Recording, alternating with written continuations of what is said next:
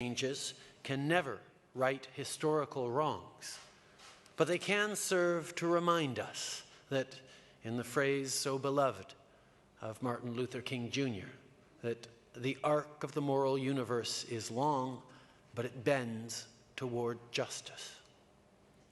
Like many other nations, Canada faces a constant debate between those who would have us restrict, close ranks, and build walls, and those who remind us that we are who we are precisely because we are open, diverse, and inclusive. The last election campaign provides a good example. It was, in part, about whether Canadians still believe in those values. Many had their doubts. But let me tell you this. I'm standing here today as Prime Minister of Canada because Canadians rejected the forces that would divide us against ourselves. But we don't need a national election to see Canada's commitment to diversity in action.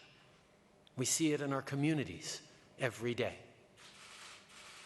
While a few allow themselves to be overwhelmed by anger and outrage, as a society, cooler heads and warmer hearts ultimately prevail.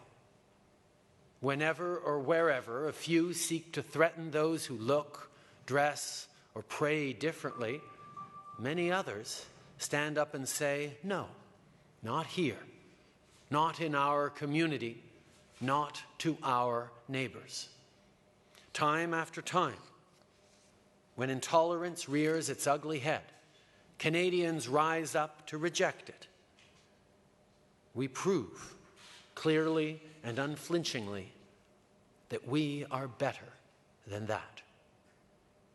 I can share with you a few recent examples.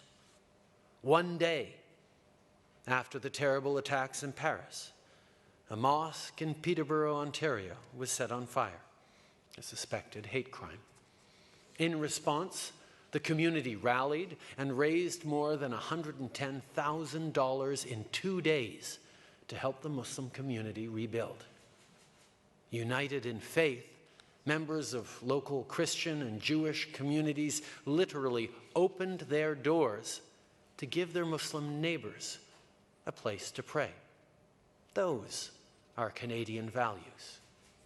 In Kitchener, Ontario, a Hindu temple was vandalized, its windows smashed by rocks,